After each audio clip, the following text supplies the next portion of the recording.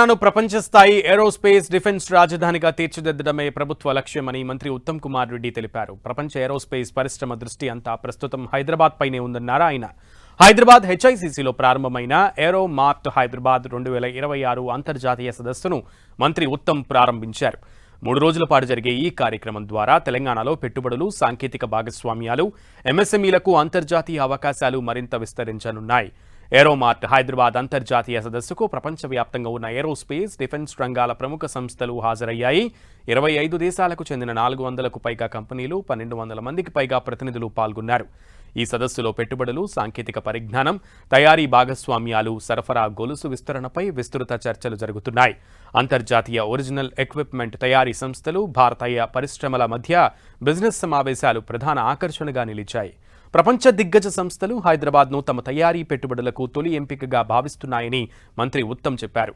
Aerospace రంగంలో తెలంగాణ ఏటా సుమారు 30% వృద్ధిని నమోదు చేస్తోందని తెలిపారు ఉత్తమ్ కుమార్ రెడ్డి.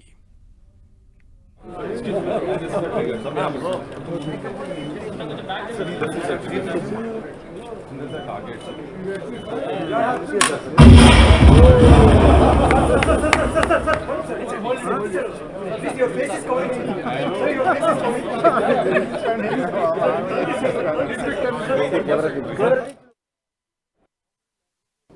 25 దేశాల నుంచి కంపెనీలు వచ్చాయి. హైదరాబాద్లో మరి ఏవియేషన్ గురించి, ఏరోస్పేస్ గురించి, మరి విమానాలు మ్యానుఫ్యాక్చరింగ్ గురించి, హెలికాప్టర్ల మ్యానుఫ్యాక్చరింగ్ గురించి, అదేవిధంగా డిఫెన్స్ అన్ని రంగాల్లో మ్యానుఫ్యాక్చరింగ్ ఏర్పాటు చేయడానికి మరి ఇక్కడ ఉన్న బిజినెస్లు ఇంకా పెంపొందించుకోవడానికి ఈ కాన్ఫరెన్స్ ఎగ్జిబిషన్ ఏర్పాటు చేయడం జరిగింది. సరే, నాకు చాలా సంతోషం అనిపించింది.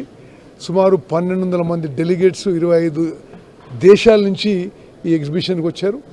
నేను వాళ్ళకు ఒకటే హామీ ఇచ్చాను, తెలంగాణ రాష్ట్రం, హైదరాబాద్ నగరం మీరు పెట్టుబడి పెట్టడానికి it's a very good destination.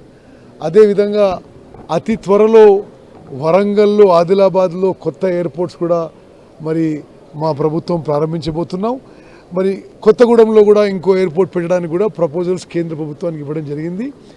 మరి మీరు మీ ఏవియేషన్ కంపెనీస్ ఇక్కడ మ్యానుఫ్యాక్చరింగ్ కానీ, ఎంఆర్ఓ కానీ, అంటే ఎంఆర్ఓ అంటే maintenance, repair, overall services maintain చేసుకోవడానికి మా ప్రభుత్వం మీకు ఎటువంటి ఫెసిలిటీస్ అయినా ఏర్పాటు చేస్తుంది చెప్పి కూడా మేము వాళ్ళని ఆహ్వానించాం.